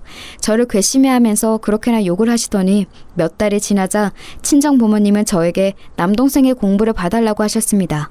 학교 시험에서 이번에 5등을 한 게 처참한 모양이었어요. 혹시 앞에서 5등인가 했는데 그게 아니라 뒤에서 5등을 했다고 하더군요. 그것도 전교 등수였습니다. 기가 막혔죠. 친정 엄마가 우는 소리를 하시길래 제가 그랬습니다. 어차피 누군가는 꼴찌를 하는 세상이에요. 그게 우리 집에서 난 것뿐이죠. 있을 수가 없는 일이야. 너는 내가 문제집 한 권 살 돈도 안 줬는데 알아서 공부하더니 대학까지 잘 갔잖아? 그렇다면 우리 집안 머리가 타고났다는 건데 우리 아들은 왜? 어째서 그게 안 되느냐 말이야. 너무 속상해 하시길래 더 대꾸를 안 해드렸건만 남동생을 아예 저 사는 대로 주말에 보내셨습니다. 공부를 알려달라는 것이었죠. 주말이면 저는 아르바이트를 해야 했건만 남동생 때문에 2배로 힘들었어요. 남동생은 의욕도 공부머리도 없었습니다. 그건 여동생 또한 마찬가지였죠. 저는 3남매 중에서 저 혼자 다른 특성을 타고났다는 걸 이때 다시 실감했던 것 같아요. 아무리 시켜보아도 동생들은 공부에 끈기를 붙이지 못했습니다. 친정 부모님은 원통해 하셨고요. 그러던 어느 날 하숙집 주인분들의 지인께서 방문을 하셨어요. 공교롭게도 주인분들께서 잠시 외출을 하신 상태여서 제가 그 손님을 맞이했는데요. 인상이 차분해 보이는 중년의 여성분이셨습니다. 자그마한 과일 바구니를 손에 들고 계셨죠. 제가 그걸 받아들고 손님 맞이를 했어요. 커피를 타서 내왔고 앉으실 자리를 안내했죠.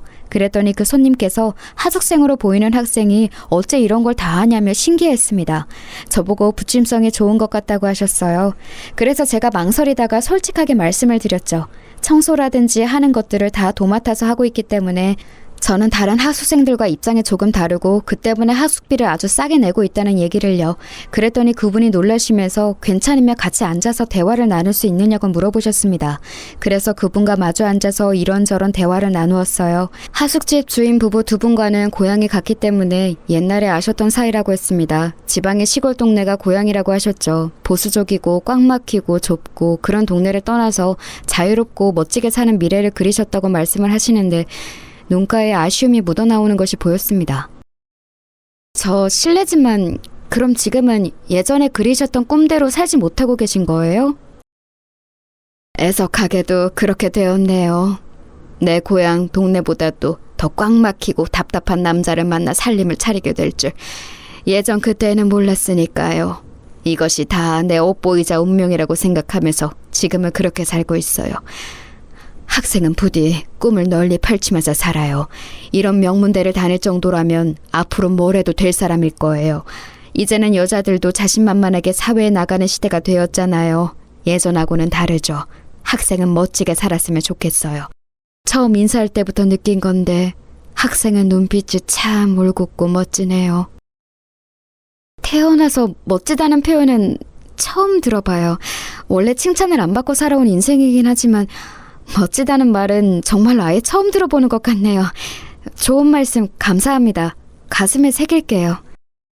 가슴이 두근거리는 인연이었던 것 같아요. 예고도 없이 이루어졌던 만남, 대화. 그 순간이 저에게는 소중한 장면으로 남았습니다.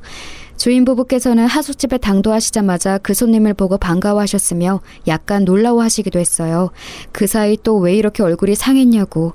그 손님을 향해 주인 부부께서 그런 말씀을 하시는 걸 들었습니다. 며칠이 지났을 때 저는 괜히 궁금증이 생겨서 주인 부부께 여쭈어 보았어요. 그때 오셨던 그 아주머니 손님께서 여기 또 방문을 하실지 궁금했거든요. 그랬다가 아마 그럴 일은 없을 거라는 대답을 들었습니다. 알고 보니 다른 지역으로 이사를 가시게 되어서 마지막 인사차 굳이 걸음을 여기까지 하셨던 거라고 했어요. 아, 그렇구나. 1시간 남짓. 그 시간 동안 대화를 나눈 것뿐인데 그 시간이 왜 그렇게 편히 느껴졌을까? 그러신 분이 내 엄마라든지 친척으로 계시면 좋을 것 같다는 생각마저 들었었지. 나하고 잘 맞는 분이셨는데 앞으로 만날 일이 없다니까는 좀 아쉽네. 아쉬워하고 있는 저의 귀에 주인 부부께서 조용히 나누시는 대화 소리가 슬쩍 들려오길래 제가 잠깐 엿들었습니다. 그 손님께서 결혼을 잘못하셨던 통에 남편 되는 사람 때문에 마음고생 몸고생을 엄청 하며 살고 있다는 내용이었어요. 돈 있는 집안 남자랑 결혼한다고 하길래 유복하게 잘 살 줄 알았건만 사는 모습이 늘 힘들어 보인다는 얘기였는데 듣기만 해도 너무 안타깝더라고요. 부모, 형제는 선택할 수 없이 태어나면서부터 주어지는 것이지만 배우자는 다르잖아요. 결혼은 선택할 수 있는 것인데 어째서 그런 불행으로 빠지셨을까 하는 생각이 들어서 마음이 좋지 못했습니다. 좋은 분 같았기에 앞으로 무탈한 일상이 펼쳐지시기를 잠시 속으로 빌어드렸어요. 하지만 이때까지만 해도 제가 몰랐던 거예요. 설마 제 인생에서 다시 그분을 만날 줄이야 상상도 감히 못했었네요. 저는 죽기 살기로 아르바이트와 공부를 병행해가며 성적까지 유지를 해낸 뒤에 졸업을 했어요. 고등학교 은사님들부터 찾아뵈었죠. 특히 고등학교 3학년 때의 담임선생님께서는 제가 봉투를 준비해 갔습니다. 제가 안 먹고 안 입고 그러면서 틈틈이 모았던 금액이었어요. 꼭 보답을 해드리고 싶었거든요. 무조건 받아달라고 그랬더니 한사코 안 받으셨어요. 나중에 사회에서 자리 잡으면 그때 밥 한 끼나 사달라고 하시면서 봉투를 다시 저에게 돌려주셨습니다. 이런 대가를 바라고 저를 위해 준 것은 아니었다고 딱 잘라서 말씀하시더군요. 너무 감사했고 또 한 가지 인생을 배운 것 같아서 가슴이 벅차기도 했어요. 그런데 이런 감동도 잠시 친정 식구들은 저에게 돈을 요구했습니다. 도저히 앞날이 막막해서 안 되겠으니까 식당이라도 차려야겠다고 친정 부모님이 그러셨던 거예요. 식당 차리는데 보태달라고 저에게 요구하셨어요. 친정엄마가 저에게 대학 잘 보낼 만큼 잘 키워준 값을 해내야 할 때라고도 하셨죠. 대학 가지 말라고 난리를 치실 때는 언제고 이제 와서 대학을 운운하시다니 어이가 없었으나 저를 낳고 키워주신 것은 맞으니까 집에서 장사를 시작한다는 것을 모른 척하는 건 아니라고 생각했어요. 사회 초년생이었던 저는 간식 한 번 안 사먹고 모은 돈 500만 원을 마련해 내어드렸습니다. 누가 보면 그거 엄청 약소한 금액 아니냐고 하시겠지만 저에게는 피눈물 나게 소중한 금액이었어요. 게다가 당시로 보면 지금보다 500만 원의 가치는 훨씬 컸거든요. 그 돈이 보태어져서 작은 식당이 마련되었습니다. 사람 쓸 돈 없으니까 틈틈이 와서 일하라고 친정 부모님은 그러셨죠. 근데 저는 일 다니는 직장인이었기 때문에 정말 힘들고 피곤했어요. 그래서 힘들다고 딱 한마디 했었더니 친정엄마가 화를 내셨었죠. 동생들은 일머리 없어서 시켜도 소용없다고 그러니 저밖에 없는데 제가 이러면 어쩌냐는 거냐면서 난리를 치셨습니다. 설마 작은 식당 소일거리도 못 해내는 젊은 애들이 있을까 싶지만 제 동생들이 진짜로 그랬습니다. 참고로 남동생은 전문대를 가려다가 친정아버지가 우리 아들 전문대 못 보낸다고 그러셔서 재수를 했어요. 없는 형편에 재수라뇨. 등골이 휘는 짓이었죠. 재수 끝에 대전에 있는 4년제 대학에 들어갔습니다. 그 대학의 이름을 들어도 대부분의 사람들은 모르는 곳이었죠. 남동생은 군대를 갔다 와서 복학을 미루더니 기어이 자퇴를 했어요. 밑빠진 독에 물을 붓는 것도 정도가 있지 아예 갱생이 안 되는 듯 싶었습니다. 피곤한 와중에도 식당에 와서 청소를 하던 제가 남동생이 아르바이트도 안 하면서 자기 개발을 한답시고 영어학원이나 다니고 있다는 소식에 하도 어이가 없어서 피식 웃고 말았네요. 그럼 한마디로 걔는 고졸인 거네요? 최종학력 고졸? 너 말 조심해. 너는 우리 아들 좋은 기운 다 빼앗아 가놓고 그래서 다 누려놓고 그렇게 비웃으면 마음이 편하니? 제가 무슨 좋은 기운을 다 빼앗아 갔다는 거예요? 저는 항상 아등바등 혼자 노력해온 거예요.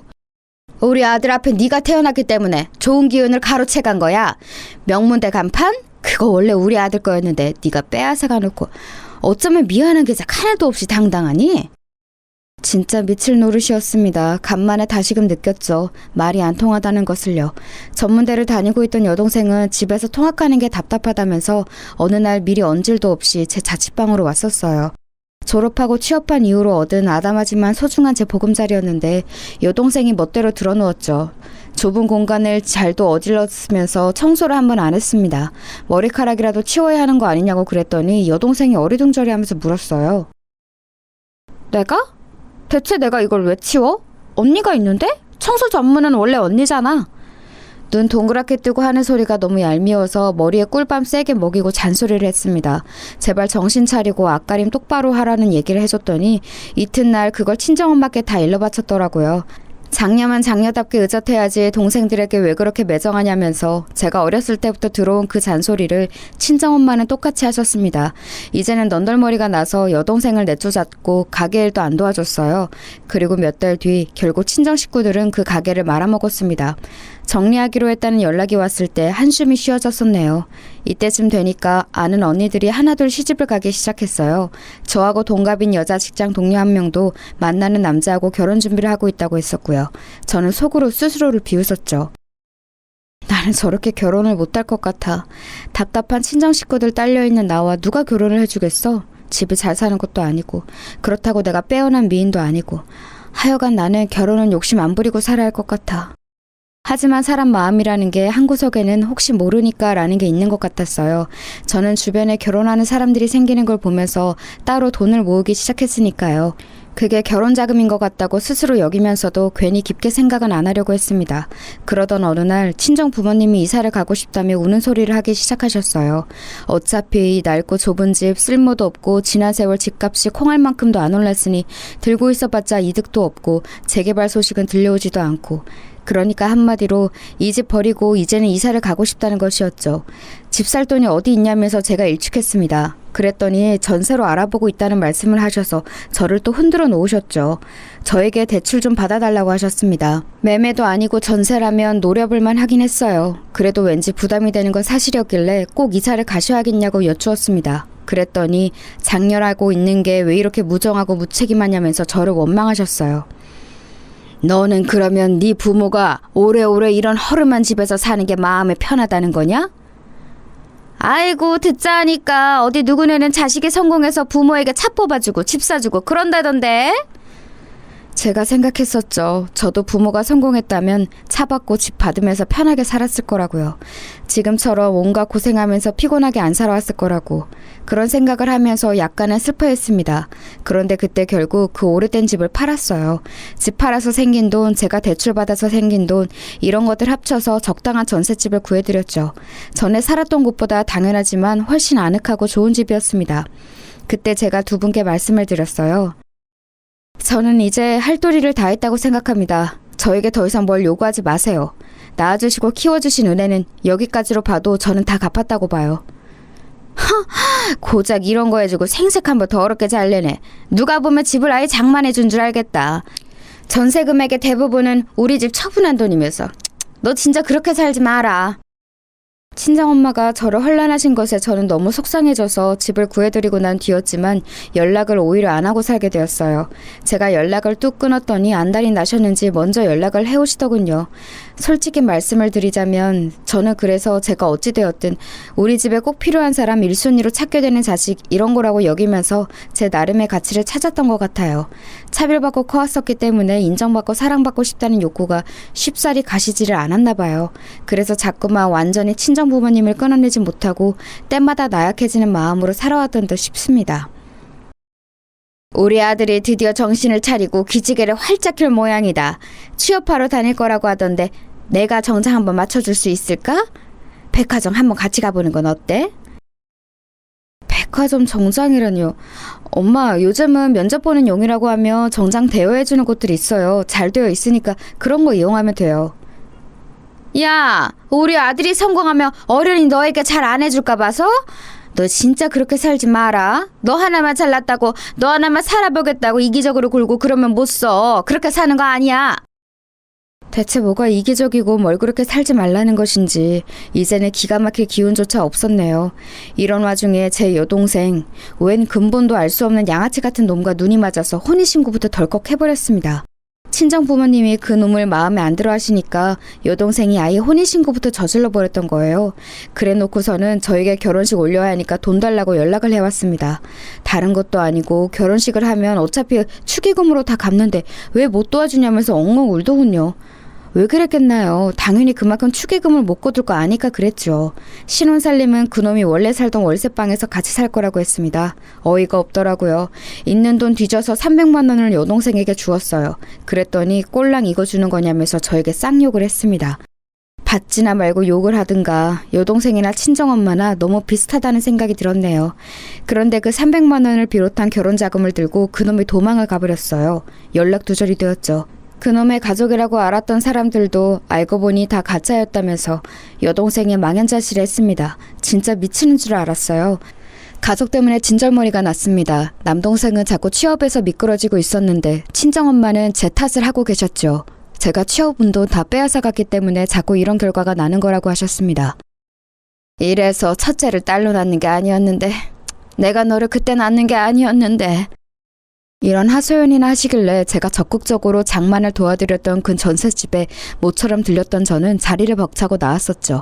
얼마 후에 제 인내심을 시험하는 일이 있었어요. 저희 친정이 오래 살았던 옛날 그 집, 거기가 희한하게 집값이 좀 오른 거예요. 친정 부모님은 난리가 나셨죠. 곡소리를 내셨어요.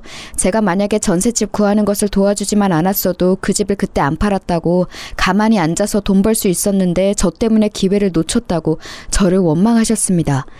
그래서 제가 이때 선언했던 거예요. 앞으로 연락하지 말라고요. 안 보고 살자고요. 그게 최선의 방법임을 굳이 제가 외면하면서 살아온 세월이 아까웠습니다. 저를 원망하는 친정 식구들과 연락을 끊은 이후로 저는 남자친구를 새로 사귀게 되었어요. 처음에는 몰랐습니다. 남자친구와 제가 설마 특별한 인연이 있을 줄 말이죠. 정말 딱 한 명 겹치는 지인이 있어서 우연히 안면을 트게 되었다가 얘기가 잘 통하길래 사귀게 되었고 몇 달 지났을 때 결혼 생각을 하게 되었어요.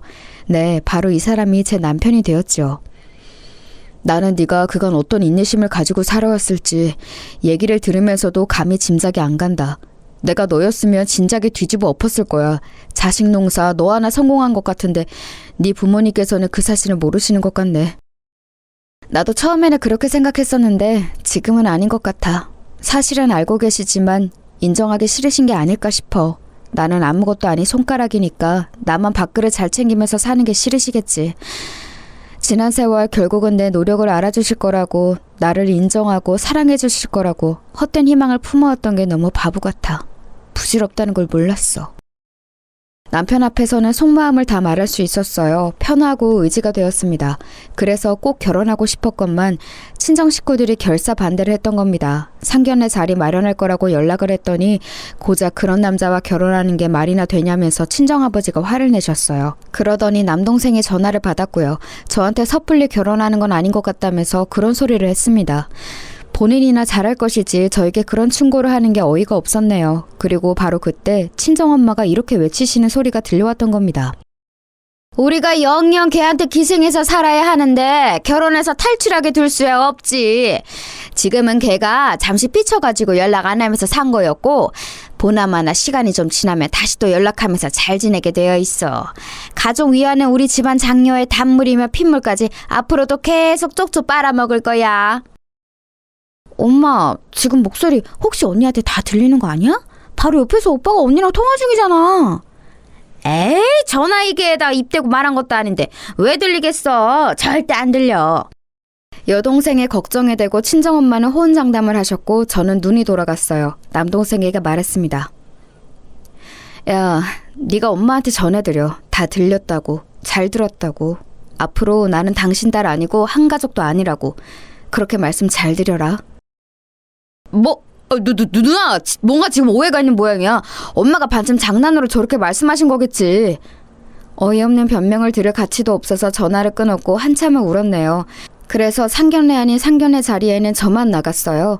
시댁 식구들과 저뿐인 만남이었던 것이죠. 원래 남편에게 고모 되시는 분까지 그 자리에 나오기로 했었는데 제 친정 식구들이 전부 강제 불참하게 되는 바람에 시댁에서도 시부모님과 남편만 조촐하게 나왔습니다. 제가 그때 속으로 잠깐 의문을 품었었죠. 상견례 자리에 웬 고모? 특이하다 싶었건만 이 집안이 장난 아닌 곳이었던 거예요. 한마디로 시집살이를 엄청 시키면서 시자 유세를 떠는 곳이었습니다. 시아버지의 오만한 인상과 시어머니의 소심한 인상이 대비되어 보이면서 일목요연해지더군요. 그런데 제가 그 자리에서 시어머니를 빤히 쳐다보다가 기시감을 느꼈어요. 그러다가 깨달음이 왔죠. 그건 시어머니와 제가 동시에 느낀 것이었습니다.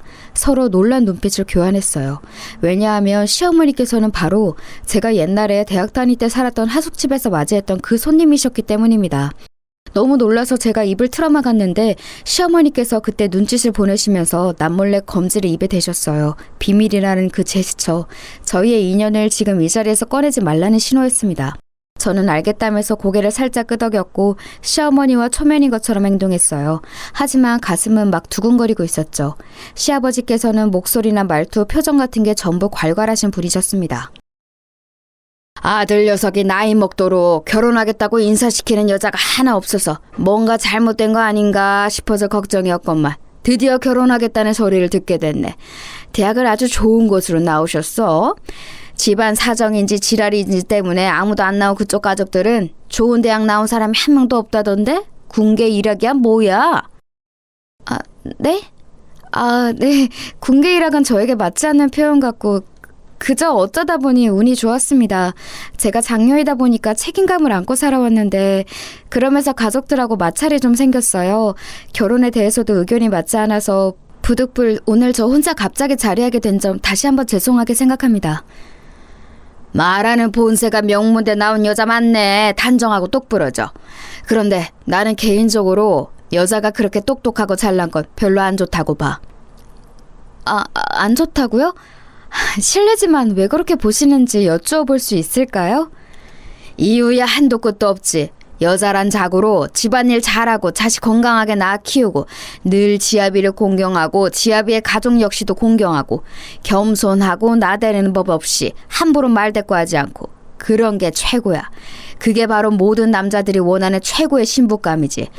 그런데 그런 여자가 시대가 바뀌면서 점점 줄어들고 있기 때문에 복날에 개 패듯이 한 번씩 손을 봐주면서 길들여야 돼. 요즘은 이런 수고로움이 필요해졌어. 세상에나 당초에 제가 무슨 소리를 들은 건가 싶어서 잠시 머리가 지끈거렸습니다. 그때 남편이 테이블 아래로 몰래 제 손을 잡아왔고 슬쩍 눈이 마주치자 저에게 입모양으로 무시해라고 말을 해왔어요. 그러자 저도 모르게 피식 웃음이 날 뻔했네요. 남편이 말하기를 회사 일 때문에 일본에 가 있는 자기 형은 친탁을 했고 자기는 외탁을 했다고 했는데 과연 그게 맞는 것 같았습니다. 시어머니를 뵈니까 확실히 남편하고 느낌이 비슷하더라고요. 시아버지란 분이 못이 충격적이긴 했으나 남편이 변함없이 좋았고 무엇보다 시어머니를 이런 식으로 다시 재회한 것이 신기하고 놀라워서 이건 필시 인연이라는 생각이 들어서 시간 끌지 않고 바로 결혼을 해버렸어요. 친정 식구들은 제 결혼을 앞두고 난리였죠. 결혼식에 설마 안 부를 거냐면서 거품을 물고 발작을 해댔습니다. 저한테 또 무정하고 냉정하다고 그러더군요. 지긋지긋했어요. 예전 같았으면 또 마음이 흔들렸을 텐데 이제는 남편이 있었기에 저의 새로운 가정을 꾸리고 싶다는 소망으로 제 친정 식구들을 외면할 수 있었습니다. 그런데 결혼식을 목전에 두고 친정 식구들이 제가 아직 정리 전이었던 자취방으로 총출동을 한 거예요. 당황한 저는 당장 돌아가달라는 말만 반복했죠. 그러나 친정 식구들은 완강했습니다. 멋대로 이렇게 결혼할 거라면 식장에 찾아가서 깽판을 치겠다고 하더군요. 와, 그 말을 듣는데 진짜로 눈물이 핑 돌더라고요. 왜 이렇게 이 사람들은 나에게만 잔인할까 이런 생각이 들었네요. 그리고 저는 이미 과거를 벗어난 저였습니다. 저는 제 자취방으로 밀고 들어오려던 친정엄마를 떠밀었어요. 강하게 떠밀자 바닥에 나뒹구셨죠. 남동생이 그걸 보고 눈이 뒤집어져서 저에게 달려들더군요. 어렸을 때부터 시건방 적던 이 녀석을 제대로 교육해줄 때였어요. 하도 온갖 고생을 하며 만성피로에 시달려온 저라 저는 체력을 기르기 위해 복지센터에서 운영하는 운동 프로그램을 꽤 들어온 참이었습니다. 남동생 같은 백수 따위가 덤빌 상대가 아니었죠. 개고생하면서 살아온 노동자 펀치 한번 맞아볼래? 너 오늘 죽었어. 네 제삿날을 네가 잘 찾아왔구나. 마치 권투 선수처럼 제 주먹이 깔끔하게 가격에 성공했습니다. 코를 얻어맞은 남동생이 고통스러워하는 사이 저는 그 다음에 공격 또 그 다음에 공격을 가했지요. 남동생이 항복 선언도 하지 못한 채 친정엄마 옆에 쓰러져 나뒹굴었고 여동생이 경하게 비명을 질렀습니다. 그러자 저는 시끄러우니까 조용히 하라면서 여동생의 싸대기를 세게 갈겼어요. 그러니까 정말 조용해지더라고요. 진작 이렇게 할 것을. 지난 허송세월이 안타까웠습니다. 친정아버지는 거의 심장마비라도 오실 듯이 깜짝 놀라서 얼어붙어 계셨습니다만 여동생까지 당하는 것을 보시고는 안 되겠다 싶으셨나 봐요. 저를 단단히 혼내주실 기세로 옷소매를 걷어붙이셨죠. 그것에는 저도 약간 주춤하고 말았는데 바로 그때였습니다. 부끄러운 줄 아신다면 거기까지 하세요. 이렇게 처음 뵙게 되어서 자리가 영 아닌 것 같지만 인사드립니다. 저는 우리 며느리 아기의 시어머니 되는 사람입니다. 그렇다면 사부인 되시는군요. 안녕하세요. 저는 부족하디 부족한 딸의 애비 되는 사람입니다. 사부인께서 저희 딸 자취방에 오신 걸 보면 사이가 가까운 것 같은데 사부인께서 정확히 아셨으면 하는 게 있습니다. 저희 딸 지금 불효를 넘어선 폐륜을 저지르고 있는 중입니다. 바로 잡아야 하는데 사부인께서도 도와주시면 좋을 것 같네요. 친정아버지가 다급하게 말씀하셨고 저는 망연자실했어요. 이런 상황에서 시어머니께서 당연히 어른들 간에 통하는 대화를 하실 것 같았고 저는 왠지 사과를 하는 결말일 것 같았거든요. 그런데 친정아버지의 말씀이 끝난 후 한참이 지나도 시어머니께서는 예의 그 차분한 표정을 유지하시면서 가만히 계셨습니다. 아무 반응도 없이 말이에요. 저는 분위기를 살피던 중이었고 친정아버지가 답답하신지 먼저 다시 입을 떼셨어요. 저희 부족한 딸의 진면목을 아시고 많이 놀라신 것 같은데 우선은 결혼식부터 해결을 해야 합니다. 아시는지 모르겠으나 저희 딸이 자기 가족을 아무도 결혼식에 부르지 않겠다고 하는 중이에요. 이게 말이나 됩니까? 말이 안 될 것도 없죠. 이미 식장에는 신부에게 양친이 없다고 말을 해놨는데요. 길게 설명하기 귀찮으니까 저희 아들이 그렇게 말을 해놓았다고 해요. 예? 어떻게 그런... 그건 말도 안 됩니다. 그딴 결혼식 용납할 수 없습니다. 사부인께서도 생각을 달리 하시죠. 용납을 하면 어쩌고 안 하면 어쩔 건가요? 결혼식장에 오셔서 부모 노릇을 제대로 못한 탓에 딸에게 외면당했다고 그렇게 떠들기라도 하실 참인가요? 저도 솔직히 잘난 사람 아닙니다. 아니, 못난 구석만 가득합니다. 하지만 저희 며느리 아기를 지난 세월 너무 힘들게 몰아붙이기만 하신 이 잘난 가족들에게 한마디 할 정도의 자격은 된다고 생각합니다. 그러니 꼴값 떨지 마시고 집구석에 돌아가서 반성이나 하며 사세요. 며느리 아기, 이제 저희 식구입니다. 그때 정말 가슴이 터질 것만 같았어요. 시어머니께서는 남몰래 손을 살짝 떨고 계셨고 긴장된 얼굴이셨지만 말씀을 차분하게 다 뱉으셨고 친정아버지에게 가하신 타격은 엄청났습니다. 말문이 막히신 친정아버지 그리고 나머지 식구들은 시어머니 앞에서 입술만 깨물면서 조용히 자리를 떴어요. 저 사는 곳을 따로 한번 보고 싶어서 찾아오셨다는 시어머니 너무 감사했습니다. 그 손을 잡고 제가 한참 울었는데 시어머니도 어느새 울고 계셨어요. 결혼 전에 많은 대화를 또 나눴었네요. 시아버지께서 어째서 똑똑한 여자 싫다느니 하시는지 알 것도 같았습니다. 시어머니께서 원체 타고나신 기질이 똑똑하고 올바르신 분이라 그랬을 거예요. 시아버지께서 자격지심을 부리셨던 거겠죠. 그런 남편을 만나서 강제로 기가 눌려 사신 시어머니께서는 자식들의 존재 때문에 참고 사셨다고 했습니다. 왜 그리 미련하셨냐고 차마 말씀을 못 드리겠더라고요. 왜냐하면 저부터가 답답하게 참고 살아온 사람이었으니 자격이 없었습니다. 결혼하고 나서 남편하고 소박하게 잘 살아갔어요. 시어머니께 잘해드리려고 생각만 했지 사는 곳이 별로 안 가까우니까 그게 실행이 쉽지는 않았네요.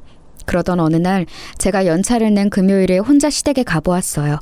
가벼운 마음으로 도착을 했는데 안으로 들어선 제가 소스라쳤습니다. 시아버지께서 거실에서 소주병 나발을 불고 계셨고 세게 얻어맞으신 게 분명한 시어머니께서 바닥에 엎어지신 채 눈물을 닦고 계셨어요. 어머님 괜찮으세요? 바로 병원에 가보셔야 하는 거 아니에요? 며느리라고 있는 년이 오자마자 시아비는 모른 척하고 시어미만 챙겨? 에라이 너도 내가 흠씬 두들겨 패줄까? 좀 맞아야 한동안 순종적이야. 그 순간 저도 모르게 이성이 끊겼습니다. 시아버지께서 소주 공병을 휘두르며 낄낄대시는 광경을 마지막으로 저는 정신없이 보복을 하고 말았어요. 잠시 후 정신을 차리고 보니까 저에게 두들겨 맞으신 시아버지께서 신음을 하시며 바닥에 엎어져 계셨죠.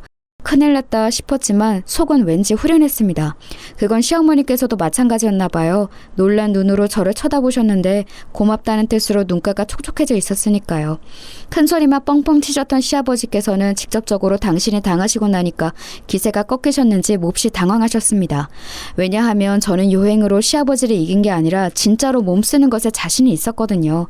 정신적으로는 더더욱 강했고요. 우뚝 서 있는 저를 올려다보시던 시아버지께서는 입술을 떠시며 눈을 내리까셨고 저는 시어머니를 부축해 모시고 나갔습니다. 병원에 들렀고 진지하게 이혼을 권유드렸지요. 시어머니께서는 생각을 못 해봤기 때문에 이혼을 못하고 산 것 같다고 하셨어요. 선택지에 둬본 적이 없으셨던 것이죠. 이제는 달라지실 생각인지 짙은 미소를 지으시는 걸 보니까 안심이 됐습니다.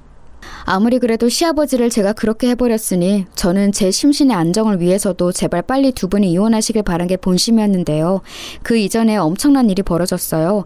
시어머니께서 그간 당하고만 사셔서 마치 태산처럼 보였던 시아버지를 제가 단번에 무너뜨리는 모습을 보고 많은 생각에 잠기셨다고 하시면서 저에게 웬 통장을 내어주셨습니다.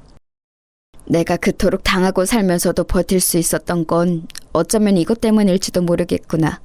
내가 시집온 집안이 형편만은 유복하였으니 내가 지난 세월 그 돈을 조금씩 아껴가며 모아왔는데 목소리만 컸지 속빈 강정인 네 시아비는 돈이 있다가도 없는 것이라고만 여기면서 재산 관리를 할 줄 몰랐어. 그 덕에 나 혼자 정말 아무도 몰래 이 돈을 다 모아왔단다. 어머님, 제가 지금 숫자를 잘못 센 걸까요? 여기 찍힌 게 억 단위가 맞아요? 천도 아니고 억이라고요? 1억이요? 똑똑한 네가 많이 당황하긴 한 모양이구나. 1억이 아니라 10억이야. 자식들에게 막연히 나눠줄까 싶었던 돈이지. 솔직히 말하자면 우리 집 큰아들보다 작은아들이 나는 더 마음이 가. 큰아들 놈은 자기 아빠를 너무 닮았거든. 그래서 작은아들에게 더 주고 싶다는 생각을 하고 있었는데 네가 나타났으니 고민 덜었구나. 그거 전부 너 해라. 그 자리에서 기절하는 줄 알았습니다. 꿈을 꾸나 싶었어요. 하지만 꿈이 아니라 생시가 맞았어요. 제가 그 돈을 받지 않으려고 하자 시어머니께서는 제 남편을 위해서라도 받아달라고 하셨어요. 그리고 이혼하실 생각이기 때문에 그 돈으로 제가 이혼을 도와드리기를 원하셨습니다. 고민하던 저는 그 말씀을 따랐죠. 남편하고 다른 집으로 이사도 했고 시어머니께서 한 집에 사는 건 끝내 거절을 하셔서 바로 근처에 집을 얻어드렸습니다. 남부러울 것 없는 평화로운 일상이 이어졌고 그간의 마음고생하며 산 세월을 보상받는 것 같아서 너무나도 행복했어요. 제가 웃으면서 행복하게 잘 살자 친정 식구들은 어쩔 줄 몰라 했죠. 제 동생들 전부 결혼에 실패해서 이혼 딱지만 붙었고요. 남동생은 늙어 죽을 때까지 백수일 모양이고 여동생은 아빠 없는 아이를 키우며 삽니다. 그 덕에 친정엄마가 늘 곡소리를 내시는 듯 했어요. 친정아버지는 건강이 안 좋아지셨다고 들었고요. 그들이 혈연으로 봤을 때 제 가족은 맞는데 저는 제 곁에 있는 시어머니와 남편이 진짜 백이 제 가족이라고 느껴지네요. 어디 가서 털어놓을 수 없는 제 속에 담긴 이야기를 들어주신 모든 분들 고맙습니다.